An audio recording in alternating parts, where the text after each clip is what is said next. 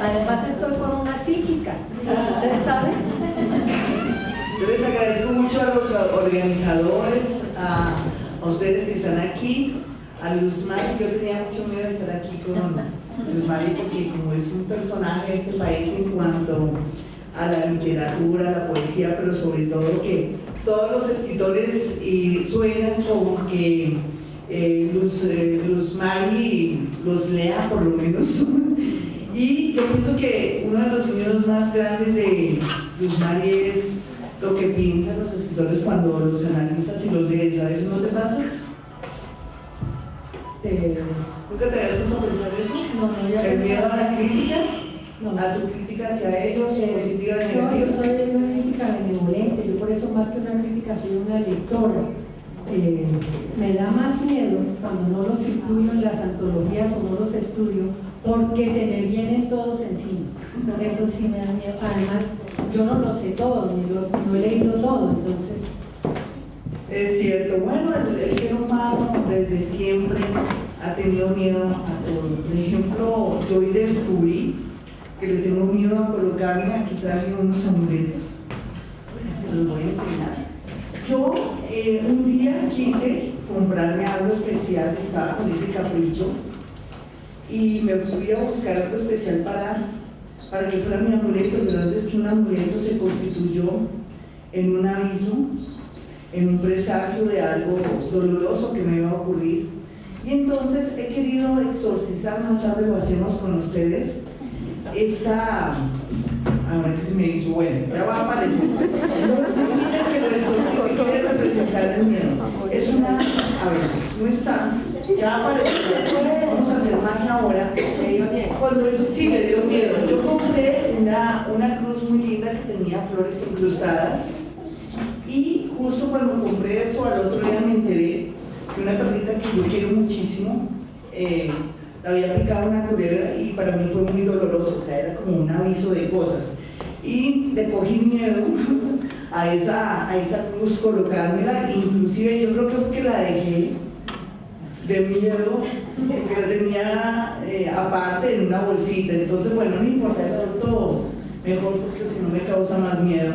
Bueno, y hablando de la literatura, uno siempre dice, uno todo lo que escribe, lo que siente, es porque le conmociona algo. Y en el caso tuyo, por ejemplo, de uno de tus libros, donde están plasmados muchos miedos, pero no miedos de ahora, sino del pasado. ¿Qué te motiva a ti entonces, algunos pasajes de tu libro, escribir sobre el miedo de esas épocas? Bueno, primero quiero saludar a todos, agradecer la invitación que me han hecho participar, a estar compartiendo contigo la mesa.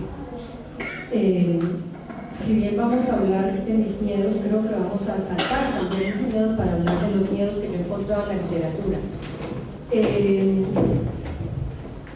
De hecho, en los distintos, digamos que hay dos cosas, varias cosas, porque soy más o menos una esquizofrénica, dividida en muchas, ¿no?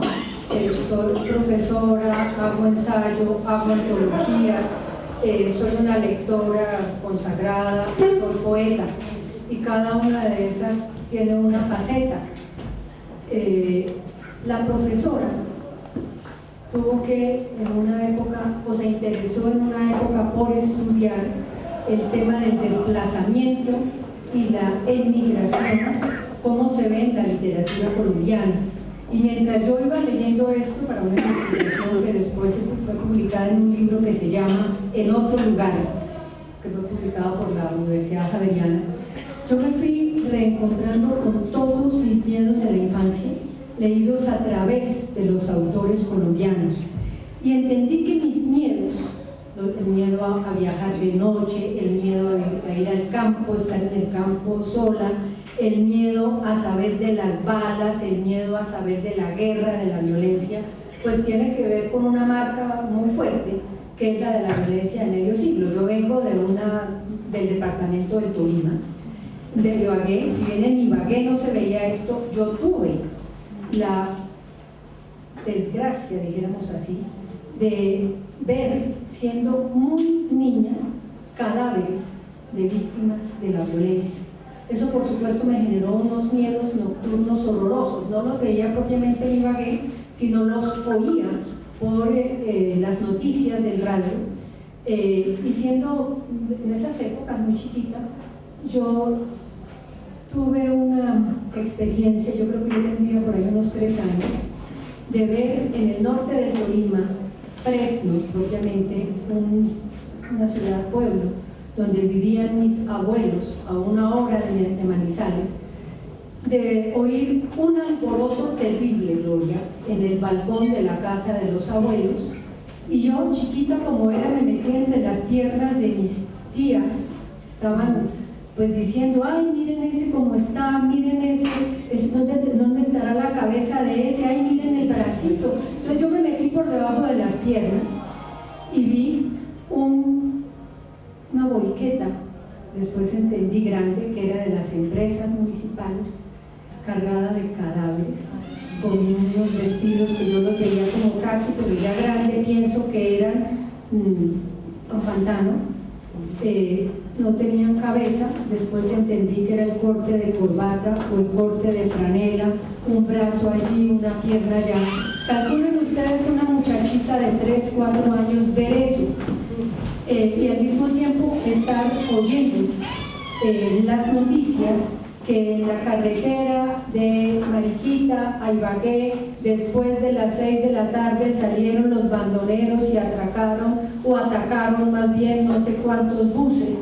Yo le tengo desde eso terror a viajar de noche, terror a estar en el campo de noche, y le tengo terror, y debo decírselo, a los muertos, que tú dices, a los muertos no se les tiene miedo, pero es que yo vi esos muertos, y ya grande en la universidad, esa imagen que yo vi, la vi multiplicada en el estudio de Camilo Torres, de la violencia en Colombia, con todas esas fotos horrorosas y tenebrosas.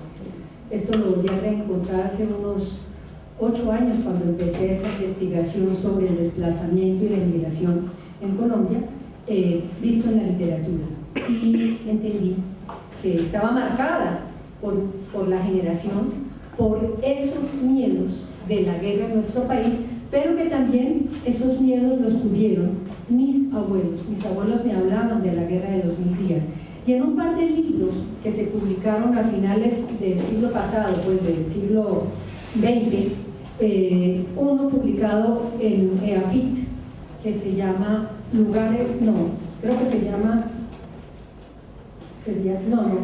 Recluta, otro que se llama, 3 libros, otro que se llama Lugares Ajenos, Lugares del Desplazamiento, y otro que hizo, son antologías de cuento colombiano, que hizo un investigador alemán llamado Peter Schulze-Kraft, sobre cuentos de la violencia. Cada libro, ¿no?, me estaba mostrando ese mundo fantasmagórico en el que yo crecí, en el que he vivido, al que le ha tocado vivir también a mis hijos.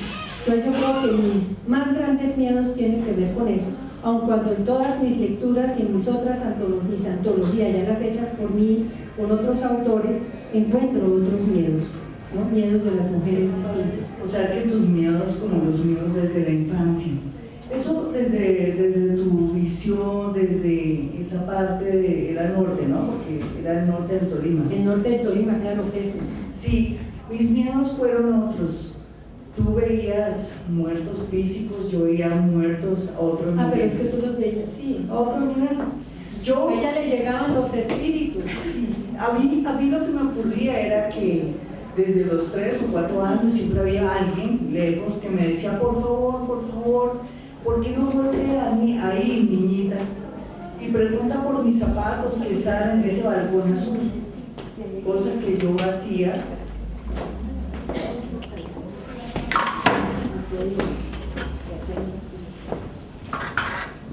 Bueno, entonces ellos, cuando tenía 4 o 5 años, me llamaban para decirme que necesitaban que yo intercediera.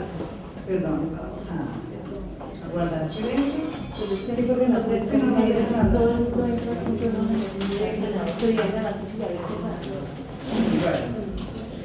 bueno, la verdad es que así como tú veías muertos físicos tirados, yo los veía a otro nivel que me llamaban, pero no sabía que estaban muertos para que les hiciera favores. Los tuyos eran incluso casi como los muertos fantasmales de Pedro Páramo, reclamando, pidiendo cosas, ¿no? Pero era la experiencia, en ese caso no literaria, sino una experiencia. Sí, para retomar. Entonces, sino que les quiero pedir el favor que pongan silencio, porque así va a ser como difícil, de verdad. Bueno, la verdad es que yo hasta los 13 años descubrí que hablaba con muertos, hasta que una vez mi madre me dijo: ¿tú dónde estabas hace 2 horas? Le dije: pues imagínate que una señora vecina me acaba de pedir el favor de que llene las artesas o los platos de los perros porque están sin tomar agua y ella está muy preocupada y me pidió el favor. Dijo: ¿qué vecina? Le dije: pues la vecina de enseguida. La vecina de enseguida, la de los 2 perritos grandes, pastores alemanes. Entonces mi madre me dice: ¿estás segura? Le dije: sí, estoy segura. Inclusive mira que el piso del garaje está mojado porque saqué un balde de agua para llenar las artesas o los platos de los perros.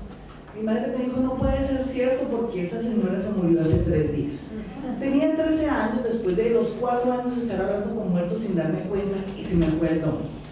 Retomo desde que estuve en Caracol en 40 principales, hace como unos 19 años, no, 15, 17 años, vuelvo a retomar el tema de contacto con muertos gracias al director Antonio Casale, que sentí que su papá le decía que lo perdonara porque tenía un hijo extra y que quería pues comentar una serie de cosas. Desde ahí vuelve y me renace el don. Pero eso de hablar con los muertos no es que sea malo, ni sea un acto mágico, ni brujesco, ni mucho menos. Ustedes saben que desde la emisora siempre he querido hacer énfasis que todo tiene una raíz, y el miedo es porque uno no encuentra la raíz o no sabe cómo se originan ciertos fenómenos paranormales, en el caso del contacto con muertos. Entonces ustedes me dijeron: Gloria, la desafiamos para que los quite el miedo a los muertos, el miedo al contacto con muertos. Yo les diría sencillo, pero tienen que pensar muy bien lo que les digo. Soy paranormal. Cuando yo nací tenía una serie de planetas en una situación muy mágica, un Plutón en la casa 1, que cualquier astrólogo sabe que un Plutón en Leo en la casa 1, un Neptuno en la casa 3, en la casa de las comunicaciones, la Luna en la casa 8, que es la residencia de Escorpión y que tiene mucho que ver también con los muertos. Todas estas condiciones hacen que yo pueda acceder a este mundo a través que yo tengo unas neuronas muy poderosas que pueden acceder a las partículas más pequeñas que hay en el universo, y milagro, me puedo contactar con los muertos. Pero ¿cuál es el canal? El ADN, la sangre. Tú, en tu sangre fluye la sangre de tu abuela, de tus antepasados. ¿Te das cuenta por qué tenía miedo? Fluye también. Ellos, tus abuelos muertos, viven tu hoy y vivirán el futuro a través de tus nietos. Entonces, la cosa es muy sencilla, simplemente que hay que de pronto escudriñar mucho sobre física cuántica, sobre química y todo. Entonces, yo he llegado a la conclusión, y después de esta explicación, ¿cómo sientes eso? Pues tengo que pensar, pero a mí me siguen asaltando mis miedos, que de hecho están ligados con experiencias, con dolorosas experiencias de la infancia, que son las que acabo de contar, y que son las que me encuentro a diario con en la literatura colombiana de antes, de ahora y de después, y que es digamos que después seguramente, que es la literatura que a uno a veces le incomoda, que sea la que más tenga recepción, sobre todo afuera. Afuera les interesa mucho leer de Colombia los temas de la violencia, los temas de la agresión, los temas del horror, los temas espeluznantes, pero afuera, cuando hablo de afuera, es en otros países, en otras culturas, no se ve, digamos, otras posibilidades, problemas de la ciudad, los problemas mismos de la existencia, que también escriben los hombres, la experimentación, los hombres o las autoras, sí, las experimentaciones formales, etcétera, ¿no? Sí, sí, me acosan mucho los miedos con los que crecí, que terminaron siendo miedos fundacionales de una historia y que me generaron muchos pánicos. Pero hay otra cosa que a mí me gustaría ahorita, y yo pensando lo que teníamos que hablar, sí, me puse a recordar un par de antologías que yo hice justamente de autoras colombianas, dos. Sí. Una que se llama Ellas Cuentan, sí, relatos de mujeres de la colonia a nuestros días, esta antología llegaba hasta una autora nacida en 1960, y una segunda llamada Cuentan, relatos de narradoras colombianas contemporáneas. Y me puse a pensar qué miedos encontraba. Y son muy distintos los miedos de esas narradoras contemporáneas que hay en sus ficciones frente a los miedos de las narradoras del pasado. Miren los miedos, por ejemplo, de una monja de clausura, como es la Madre Francisca Josefa de Castillo en la plenitud de la colonia. Son unos miedos muy distintos a los de un personaje femenino creado por un hombre, que es Manuel Alcocer, en la Tejedora de Coronas. La Madre Francisca de Josefa de Castillo, que incluye en varias antologías, escribía sus sueños para cumplir, digamos, la penitencia que le imponían su confesor, porque tenía unos sueños horripilantes. ¿Qué culpa tenía la pobre monjita? Y se acusaba de eso con terror ante su confesor, que él la obligaba a escriba, y de ahí sacó un maravilloso libro que no son de cuentos, pero sí hay unos relatos perfectamente constituidos. El que yo incluyo en las antologías se llama, yo lo titulé Relatos o Tentaciones Horribles de Satanás, tomando un fragmento del título que ella pone. Ella escribe que de noche soñaba que le llegaba un personaje en las sombras de la noche, se le montaba encima, a la hora de la verdad es un sueño erótico, se le montaba encima ese personaje y la monjita aterrorizada no sabía qué hacer con el personaje, porque además de lo que la estaba tentando era un negro, era un sueño racista. De pronto el personaje dejaba de ser un negro y se le volvía un indio. Sigue siendo un sueño racista. Estamos en la colonia, odio a los negros, odio a los indios. Terminaba el personaje forcejeando con ella, intentando, pues ustedes se imaginan hacer qué con ella en los sueños de la monjita. El personaje se convertía en una figura demoníaca. Era el diablo casi que con cola y con cachos. Era el pecado. Eran los terrores más horribles, no solamente de la monja, sino de las mujeres de la colonia en la época, digamos, en un momento en que la sexualidad, fíjense hasta cuándo las mujeres tenemos derecho a la sexualidad, hemos conquistado la sexualidad sin temor. ¿Cuánto pasó?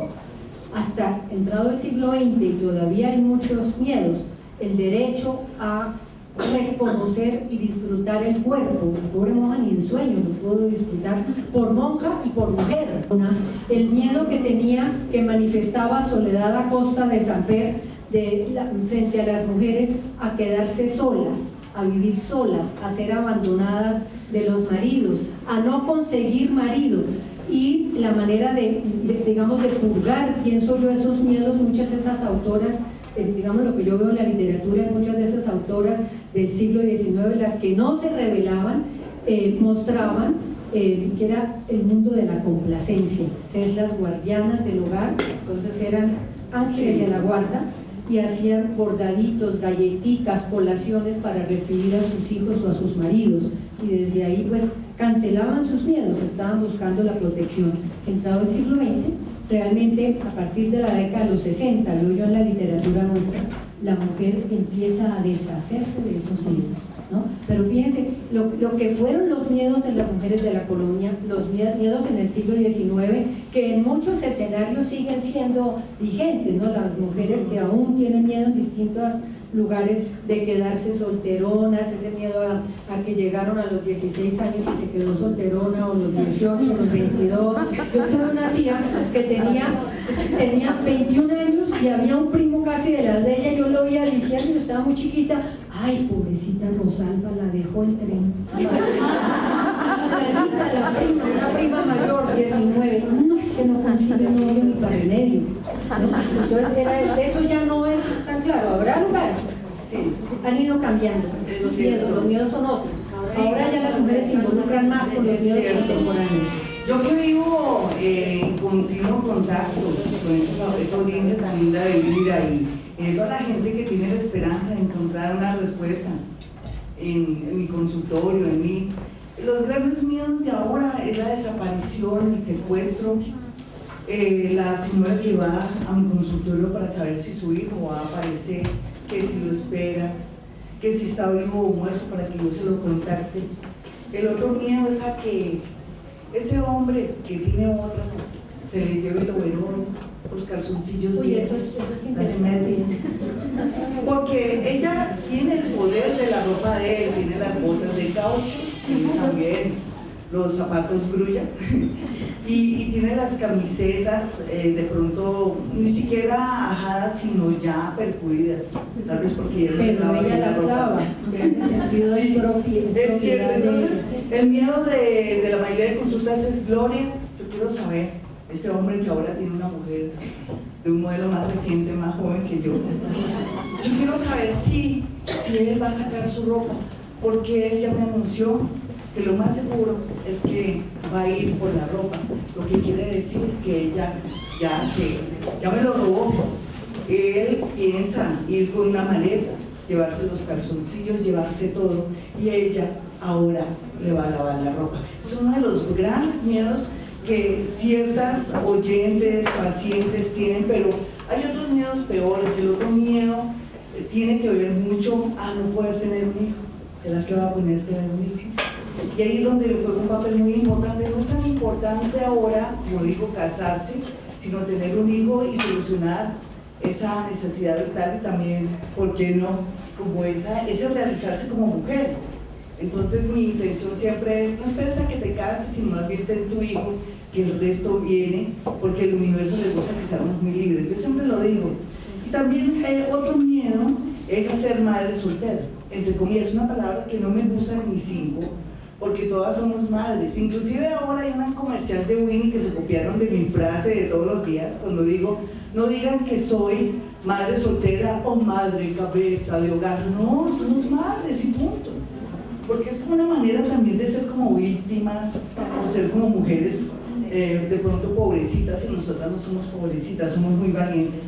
Entonces, dentro de los miedos de la gente, de esas viejitas que van a mi consultorio, o de esas mujeres jóvenes que van a mi consultorio para saber qué pasa con sus hijos, yo exorcicé de alguna manera a través de este poema ese tema tan sentido y tan doloroso que a mí me conmueve mucho. Uno pues tiene que ver, antes que la madre que espera, más bien lo que pasa con la mayoría de colombianos desafortunadamente, y el miedo a desaparecer, a no volver a estar en un lugar, pues nos conmociona muchísimo.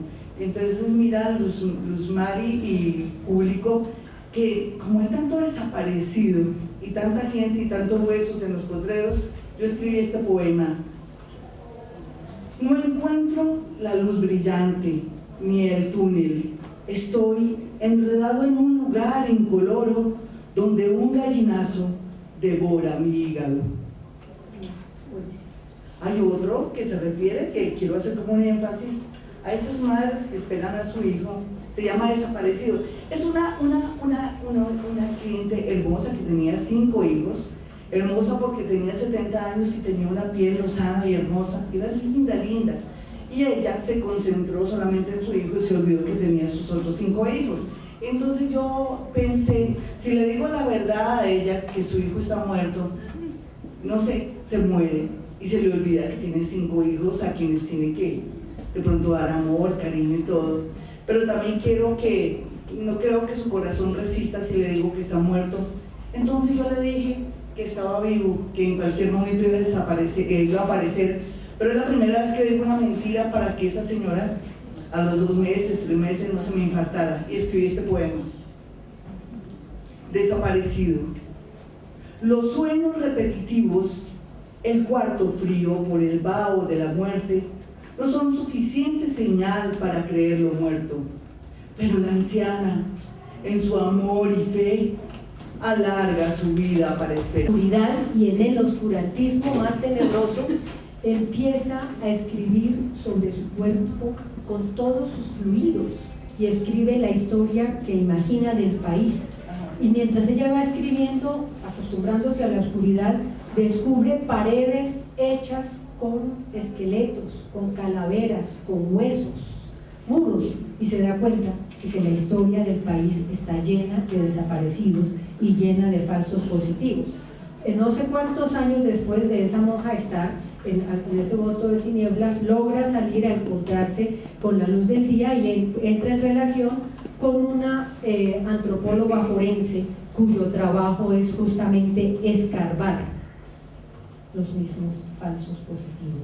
La novela yo se la recomiendo, es hermosísima, dolorosísima, muy bien escrita, porque es una novela donde está el miedo a que la historia se olvide. Ese es un tema muy interesante en la literatura colombiana, y me gusta mucho más cuando se pone en boca de mujer, que es lo que pasa con Genoveva Alcocer, que la mencioné hace un momento.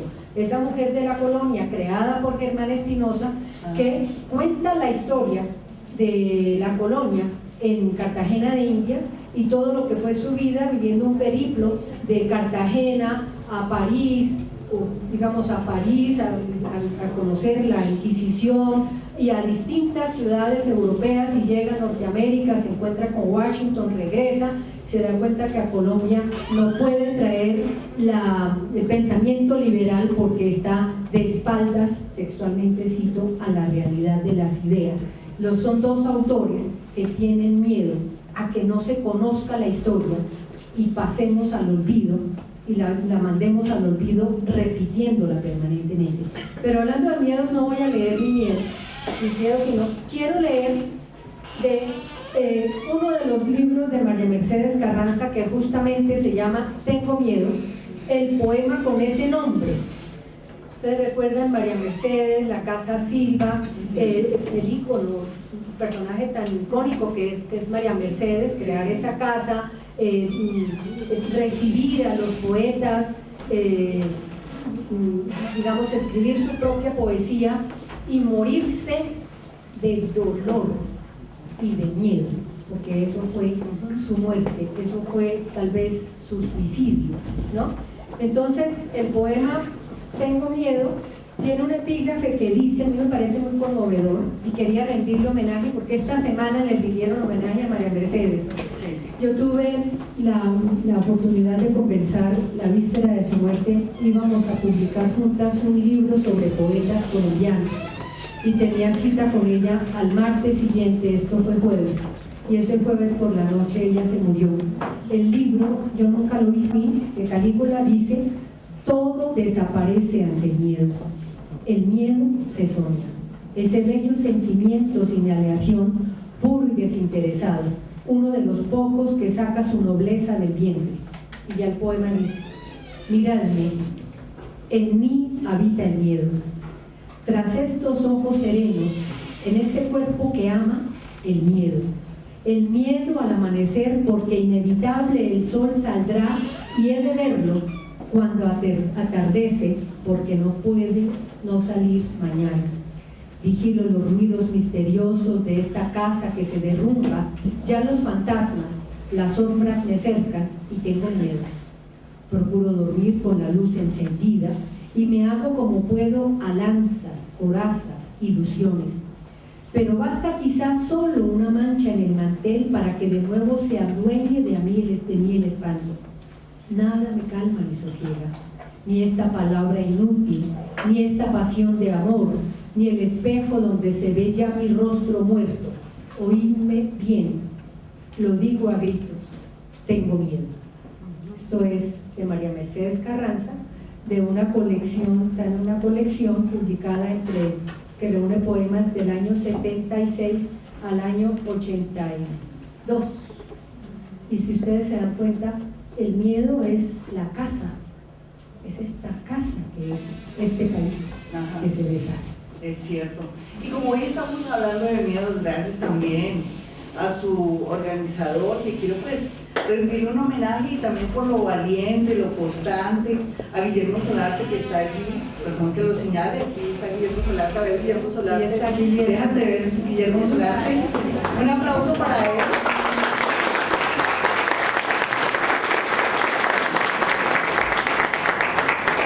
Mantener un evento de esto, ya vamos en el cuarto Festival del Miedo, reunir a la gente, pedir auxilios, patrocinios y hacer todo este trabajo tan lindo para que la literatura no se muera, porque también, gracias a Dios, existen historiadores y escritores que hacen que el miedo no habite cuando ya la gente se olvida de todo.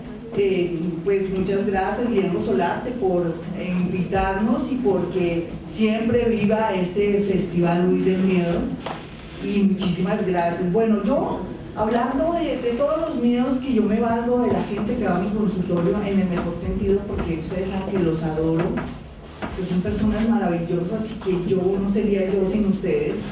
Dentro de los miedos,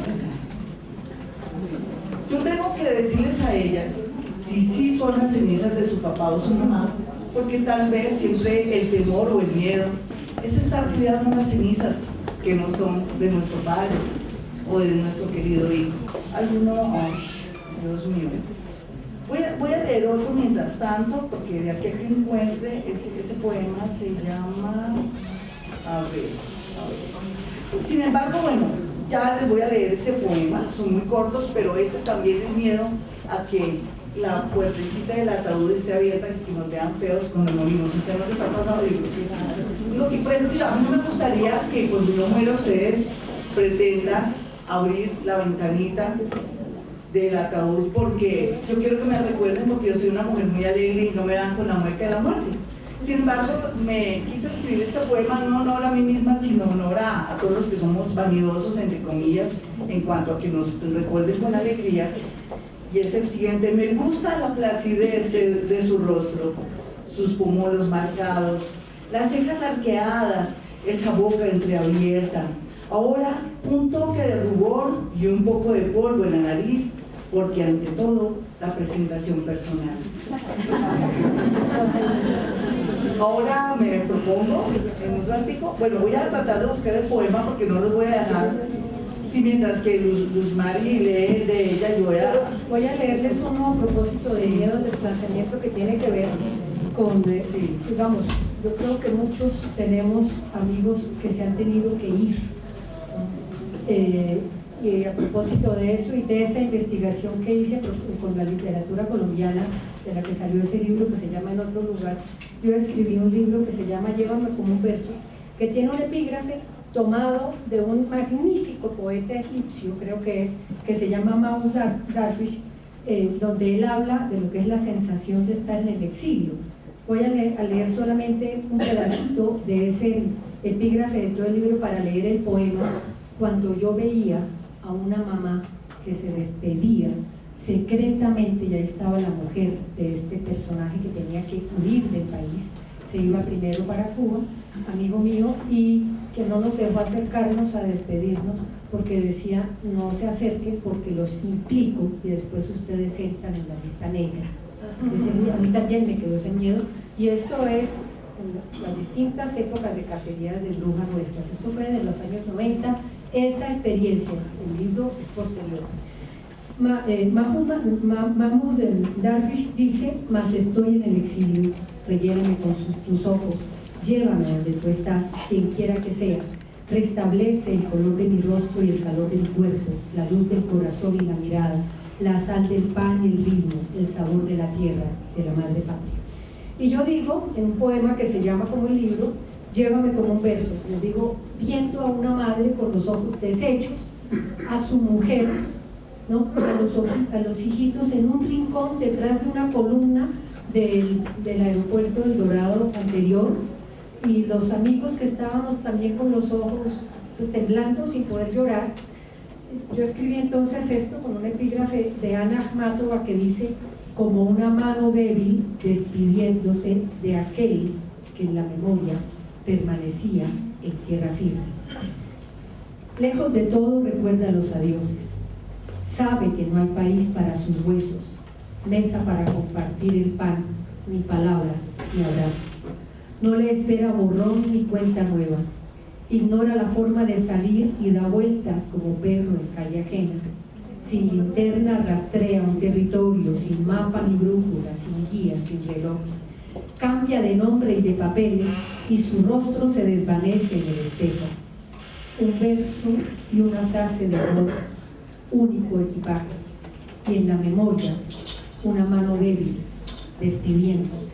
Ese es el miedo al dolor de la ausencia, porque es el que se va y no va a encontrar lugar, ¿no? Es estar fuera de lugar, y que tiene que cambiar, los que tienen que cambiar de papeles, de residencia permanentemente, ¿no?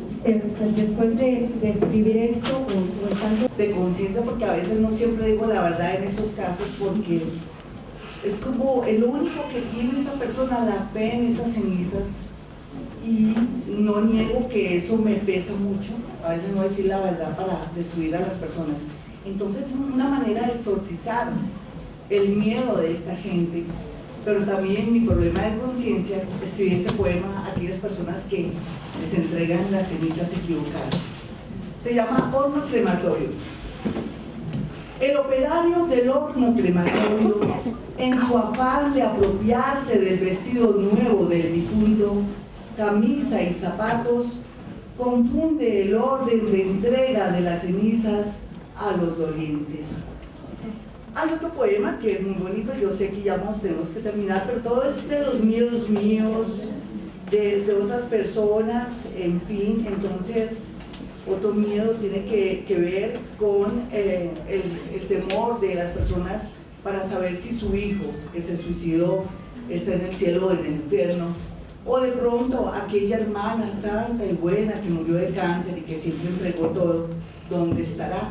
Yo al final sé que todos estamos en el mismo lugar, que el problema de la otra vida es un problema de conciencia.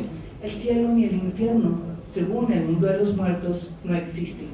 Entonces, de alguna manera también, para exorcizar el miedo de los demás y el mío propio de ver que no existe un cielo ni un infierno, escribí también esto a través de las experiencias paranormales y contacto con muertos. Se llama Incrédulo. He recorrido otros planos y no encuentro la luz de su rostro. ¿Dónde está Dios? Su trono azul, su corte celestial. ¿Será que mis sacrificios fueron en vano? Y último poema que quiero leerles, porque a veces la gente va con la intención de saber alguna cosa y yo resulto hablándoles de otra, y en ocasiones tengo que tener contactos paranormales. Hoy estamos tratando de vencer el miedo, ¿sí o no? ¿Cierto? ya lo decimos. Sí, se ve que sí. Entonces hay poemas que hablan, por ejemplo, a ver, yo quiero, lástima que se me fue aquí los papelitos, pero no importa, ya los estoy, ya. Este es un caso real que viví de una mujer que tenía tanta soledad que alguna vez encontró que había un espíritu íncubo y súcubo. Un espíritu íncubo y súcubo es que le hace el amor en las noches. Y era una mujer tan sola que era lo único que tenía. Lo que le pasaba a la monjita de la colonia. Algo así. Entonces esta mujer quería saber si ese gran amor, al comienzo no me dijo de quién se trataba. Me dijo: Gloria, tenía un gran amante, todas las noches sin falta él me poseía. Pero desde que mi abuela llegó a quemar incienso, parece que mi abuela hizo algo que lo sacó corriendo. Y al final yo me entero, dije, pero qué raro, él no va a volver a cuenta, en qué momento ustedes dos tenían que. Dijo, no, es que durante la noche él me hacía el amor, pero para mí era un espíritu. Y yo le dije, sí, era un espíritu íncubo. Entonces le escribí este poema. Espíritu íncubo. Ella lo espera, no existe un compromiso, ni siquiera una promesa. Necesita sentirlo encima cuando está entre dormida y despierta, haciéndole el amor. Hace unos meses no llega. ¿Será que el incienso de sándalo de la abuela sacó corriendo al espíritu incubo? Parece que ya terminamos, Lorena. También muchas gracias a Lorena. ¿Dónde estará Lorena? Por acá, ¿ya? Parece que se terminó.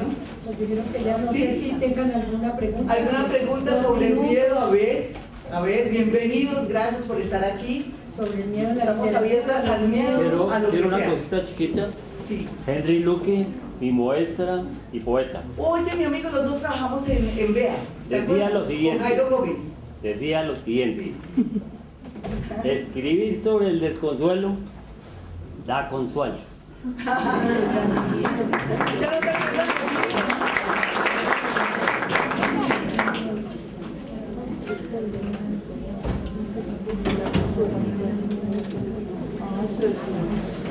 ¿Querías preguntar? ¿Alguna pregunta? No, ¿cómo hacerse el no amigo a la muerte? Con ella. Ah, yo sí te tengo la clave porque ya lo descubrí. No es el hecho de que sea paranormal ni que a través de mis neuronas pueda acceder a los átomos más pequeños. Yo descubrí que le perdí el miedo a la muerte cuando he vivido intensamente y cuando todo lo que yo veo me conmociona. Y cuando uno de pronto escribe un libro, ha sembrado un árbol, eso tiene mucho que ver, pero cuando uno ha vivido intensamente, seguro que sí. La escritura también exorciza la muerte. ¿Alguna otra pregunta? ¿Cómo estás? ¿Cómo está? Tú dices que no existe ni infierno ni cielo, que es una misma conciencia. Sí, claro que sí. Y yo pienso que es hasta bueno, ¿cierto? Porque qué tal un lugar donde todos lleguen, en fin. Además que la vida es relativa, las sensaciones también. Y ese tema de la justicia y de lo bueno y lo malo, pues es muy complejo, ¿sí o no? ¿No te parece? Rosmarie. El bien y el mal. Sí.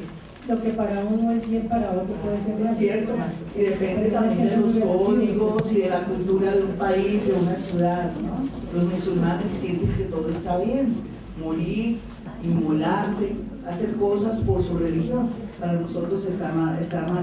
Los chinos, japoneses comen perros, para nosotros no está bien que coman perros. Los hindúes opinan que es terrible lo que hacemos cuando estamos de pronto comiéndonos una gallina o de pronto estamos en las corridas de toros. Entonces todo es como una cuestión cultural también. ¿Alguna otra pregunta? A ver. Terrible la pregunta, pero ¿es posible en este momento que tú nos puedas mostrar alguna experiencia de estas, de un contacto llamado por ti paranormal? No te entiendo. Que se pueda una experiencia acá. Lo que pasa es que nos saldríamos un poco del tema, Y ya se agotó el pero sería fácil que tú entraras. Sí. Aquí estamos con el director, no hay problema entonces. ¿Quién quisiera un contacto con algún ser que haya muerto?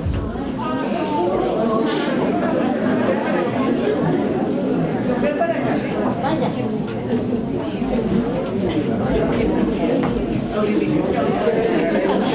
¿Quién mataron? Así es sencillo. Es que quedó muy mal. ¿Puede dejar pasar? Sí, hace 5 o 4 años que está aquí. ¿Y a quién mataron? Aquí hay una persona que mataron que está aquí. ¿De quién te puedes acordar? De mi suegro, pero hace como unos 8 años ya. Si él está aquí, ¿tú qué le quieres decir? Y él te va a responder a través de mí. Hoy no estaba preparada porque no hice mi caso, pero ahí la hacemos. A ver. ¿Cuál es la pregunta? ¿Tu esposo, tú tienes un hijo que tiene uno de los nombres de tu esposo? ¿Sí? Sí. Él dice que hay que tener mucho cuidado con él y que él lamenta mucho que las cosas no estén bien con él, que hay que hacer todo un esfuerzo, que cambies de opinión porque tú estás pensando algo muy concreto con respecto a tu pareja. y que pienses en los niños, que pienses en todo y que te esfuerces un poquito más porque él te va a ayudar de donde está para que todo esté muy bien. Y te dice que dígale a Anita que la sigo queriendo. ¿Quién es Anita? Es mi madre.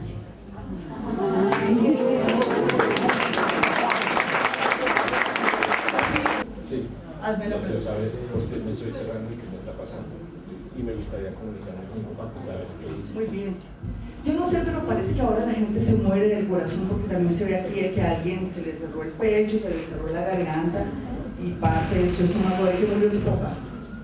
Y estaba hospitalizado y un mal cuidado en la cirugía que le hicieron, falleció. Sí, pero ¿tú no crees que fue que tuvo algo respiratorio? ¿Qué te dijeron? Que la misma afección que ya encontraría en la clínica fue lo que la afectó. Sí, puede ser que es una bacteria, pero entonces él sí está aquí.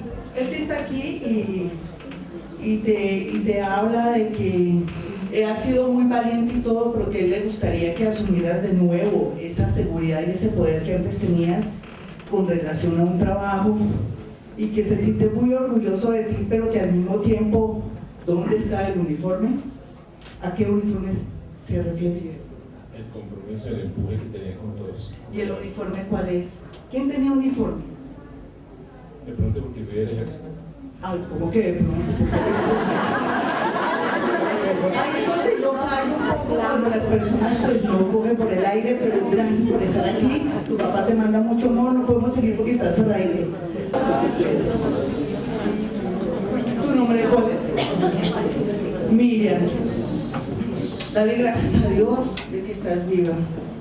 Dale gracias a Dios de que estos últimos 3 años que han sido los más dolorosos de tu vida has vuelto muy fuerte. Yo solamente te digo que a partir de mayo tu vida se va a transformar para bien y que todo lo que parece malo es como sacar músculo. En este momento, ¿con quién te quieres convertir? ¿Hace cuánto murió él? Sí, aquí hay un hombre que se coge su estómago y más abajito y te dice: qué gran mujer, de que murió tu esposo.